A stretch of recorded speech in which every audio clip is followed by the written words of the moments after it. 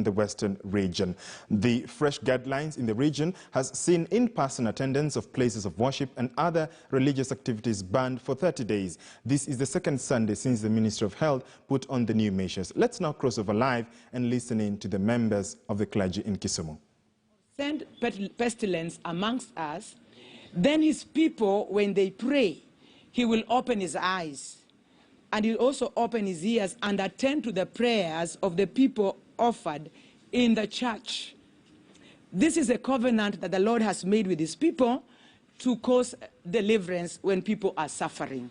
Therefore, as a church, we have been called upon to pray when there is pestilence and to come to church to do our prayer.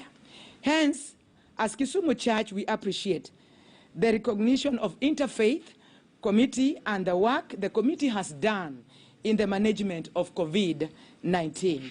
We also appreciate the meeting that the Interfaith held with the CS Interior, Honorable Fred Matiang'i.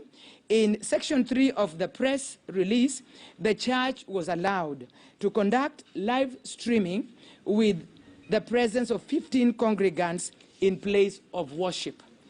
However, there has been evidence of interference into worship by the security organs, demanding special letters to do such live streaming.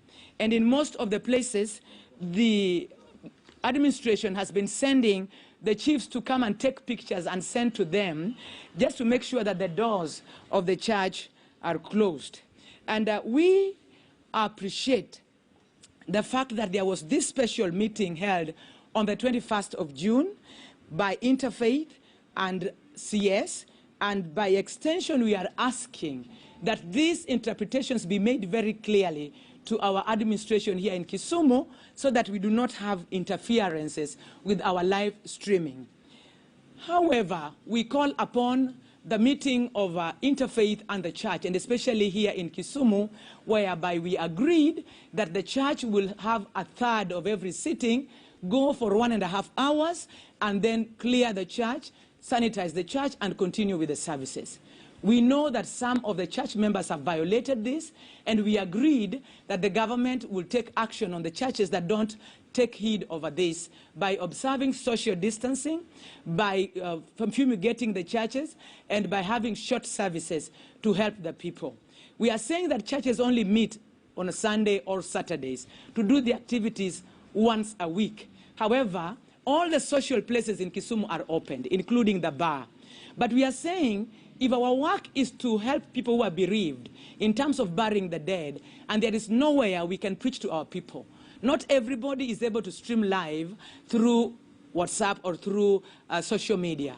And therefore, we are saying as a church that we would like our agreement with the government on the fact that a third of every sitting, depending on the size of the church, will continue having their fellowships, their worships, observing social distancing until that time when Western Kenya will be healed, especially the 13 counties.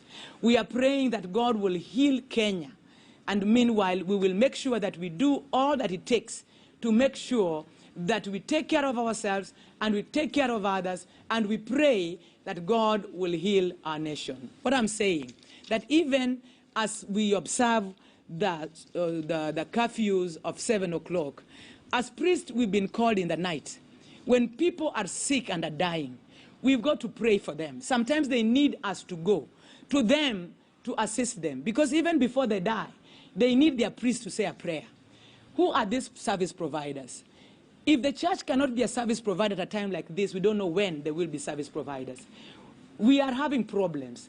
People are dying in the night because there's no way they can be transported from their homes to the hospitals. The curfews are from 7, and between 7 and in the morning, if the transport providers are not allowed to move, they have no ticket that have been given to provide services, what will happen to the people of Kenya?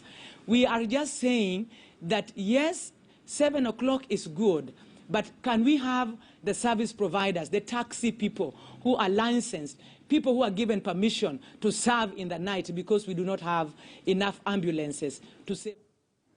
Indeed, a section of clergy members in Kisumu are issuing that press conference regarding the new measures issued by the Ministry of Health, and especially the partial measures given in the 13 counties in the Western region. That story takes us to our first short break right here on Weekend at 1. But when we